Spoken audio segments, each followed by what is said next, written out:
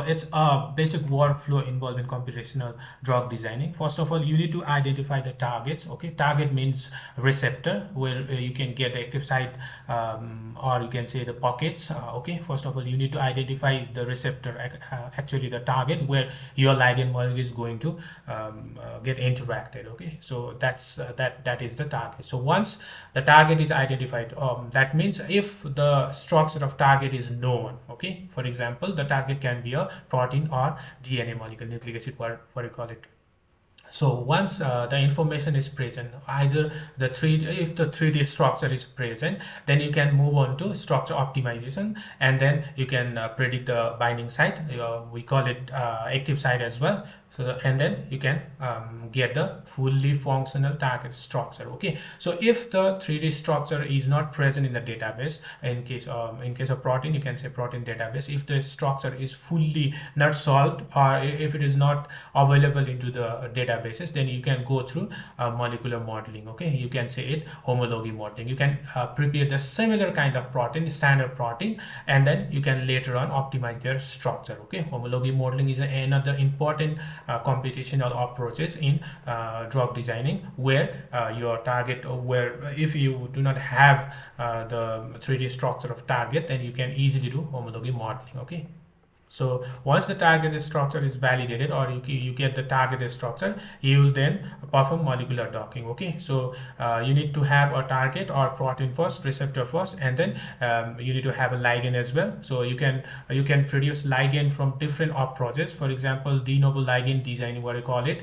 So ligand designing, you can go through virtual screening as well, or you can go through you can say organic synthesis or any other natural product derivative. You can easily obtain that, or you can even design by yourself, and then you can optimize those optimize the structure of those ligands, and then you can prepare a compound library. Multiple ligands would be there, and you can dock that ligand molecule into the prepared receptor. So the similar pattern will be followed onto the ligand as well. For example, in case of protein, we will be optimizing the structure. So in case of ligand as well, we need to optimize the structure, we need to minimize the structure, we need to minimize the energy of both the protein and ligand, and then we can only dock the molecules. Okay, so docking means we need to prepare the ligand and then drag that ligand into the active site of that protein. Later we'll be presenting in the picture as well. So let's move ahead. So once it is interacted into the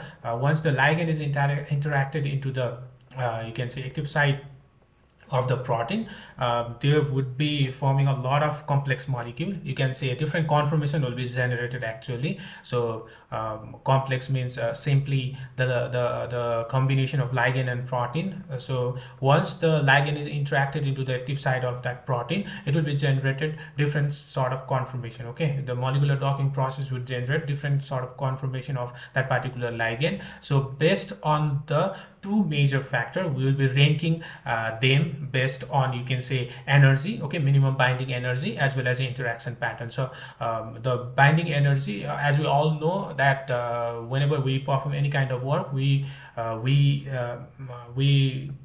use minimum energy to perform that work. Okay, and that would be the efficient work as well. So similar kind of concept would be applied here. So we need to select the minimum binding energy of that ligand molecule into the you can say active site of that protein. So based on the minimum binding energy as well as interaction pattern. So let's talk about interaction pattern here. So interaction pattern means the ligand molecule needs to be interacted with the main or key residues. Okay, key amino acid residues present in the pocket. So once the interaction pattern is validated and the minimum binding energy is present over there, then you can rank that conformation. And next thing is that there would be involved one statistical factor as well as statistical parameters, what we call as RMST, root mean square deviation. So the root mean square deviation should be less than 2 angstrom. So the conformation that has minimum binding energy, perfect interaction pattern, and RMST value lesser than 2 angstrom,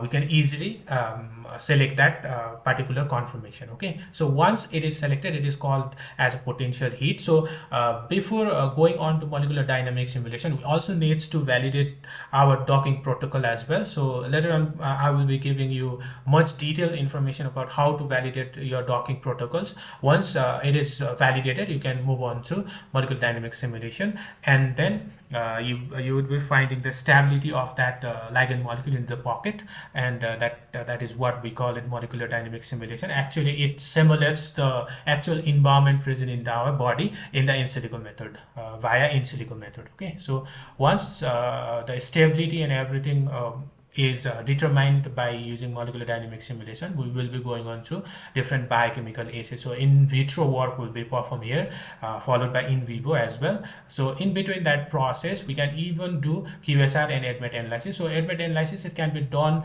after biochemical assay or MD simulation, or before that as well. Okay, if you do ADMET analysis before screening this molecule, then you would be getting a perfect result as well. So if the drug likeness and broader ADMET parameters, you can say the parameters are failed for any kind of ligand molecule, you do not need to perform docking as well. Okay, you can easily eliminate those ligand molecules. So once the ADMET parameter is fulfilled, then you can continue the docking, and later on, once it is you can say validated by molecular dynamic simulation, you can again perform ADMET analysis. Okay, for example, in case of being a validated complex, you can go through molecular dynamic simulation. If the molecule is not validated over there, then you can go through derivatization. Okay, you can either perform pharmacophore modeling, what we call it. Okay, in case of pharmacophore modeling, you can either change you can say substituent, or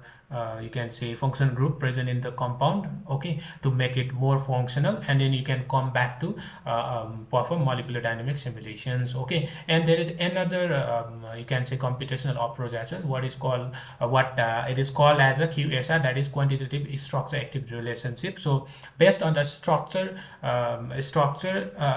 with biological assay, okay, we can do QSR analysis as well. You can prepare different models based on their you can say biological activity. Okay, so based on their based on the nature of their bioactivity, you can rank them and then select the best QSR model and further take that into consideration, or further take that into further analysis as well. And once everything is completed over there, it is called as a lead molecule. Okay, so you can easily take that lead into further analysis, okay, in vivo work or any other clinical trials. Okay, that is the overall view of CADD approach